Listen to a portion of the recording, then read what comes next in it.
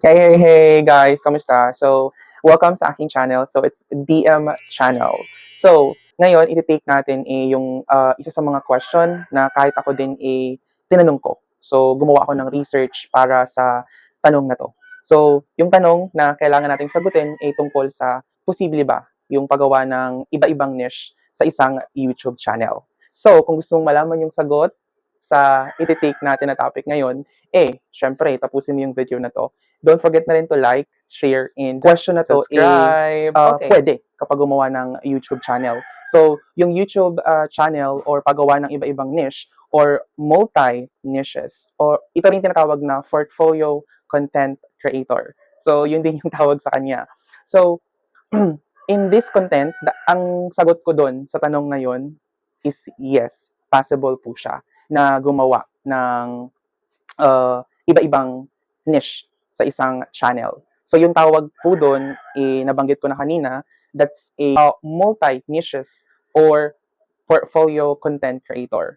So, sa paggawa ng iba-ibang niche, of course, may mga kailangan kang gawin kung paano mo siya magawa. Ako naman kasi yun yung prefer ko kasi marami akong hilig. So una, pwede nating gawin yung niche na food reviews, tech tips, motivational talks, and cooking and everyday routine. So you can schedule that Monday to Friday. So something like that. So iba-ibang niche. So syempre, sa paggawa ng iba-ibang niche is meron tayong advantage and disadvantage. So advantage is kapag gumawa tayo nitong niche na to, like multi-niches sa isang channel, we can diverse yung content and less boring for you as a content creator. And we can attract new audience or different audience and yung flexibility sa content na ginagawa mo as creator. Okay? So, yun yung third na advantage. And yung disadvantage naman natin is, ito lang, yung very difficult talaga na masakit sa katotohanan, which is confusing yung mga audience na meron ka. And especially harder to brand and grow sa YouTube channel. Pero hindi ako naniniwala doon. Trust me. And yung content quality may also suffer. Kasi syempre iba-ibang content. So, kailangan dapat balance yung gagawin mo. So, syempre meron tayong advantage and disadvantage. Doon naman talaga sa buhay. Kahit saan, merong advantage, merong disadvantage. So, compare to multi-niche as well. So, syempre, hindi mawawala yung mga tips kapag gumawa ka ng multi-niches sa isang channel. So, number one na pwede kong tips sa inyo is know your audience. So, yun yung pinaka-importante. Know your audience talaga. So, understand kung ano yung mga taong nanonood sa'yo and para i-tailor fit mo rin sa mga audience mo kung ano yung mga kailangan nila. So, something like that. And second, meron din tayong create content pillars.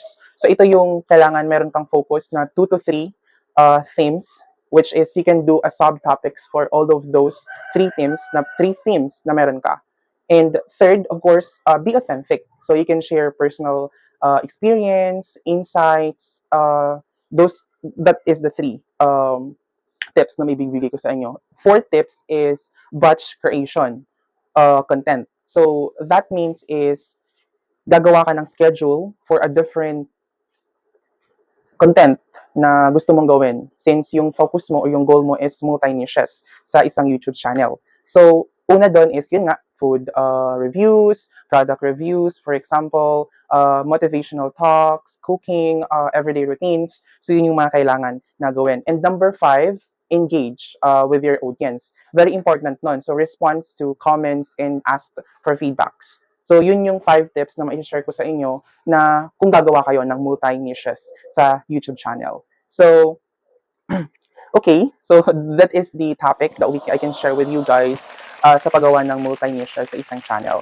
And, syempre, hindi mawawala yung pag-introduce natin sa product. Syempre, di ba? Nasabi ko na yan sa inyo kanina. Very important yung product reviews. So, I'm using a TNW wireless microphone. So, I buy this on Shopee e-commerce platform. So, in my feedback about this product, napakaganda. Maganda siya for me as a solo creator.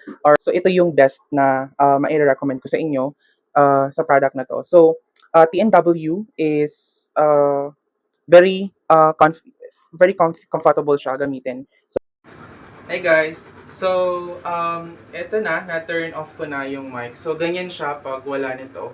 So, wala akong gamit na TNW wireless microphone. So, marinig niyo yung fan, maingay, marinig niyo rin sa labas, yung excessive noise, and tiktalaok ng manok, as usual. Yan. Kita nyo. So, ngayon, i-insert ko yung receiver niya. So, ito yung receiver. Yan, receiver niya. So, ganito siya. So, multi-purpose siya. So, meron siyang for iOS. And meron din siyang Type-C, USB, and headset type for Android. So, pwede rin siya. So, multi siya. So, ito yon isa lang na wireless microphone yung gamit ko. Then, isa lang chamber ng receiver. So, ngayon, i-insert ko siya para makita natin. So, i-insert ko siya dito.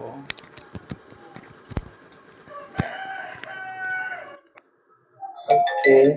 So, preparing na siya.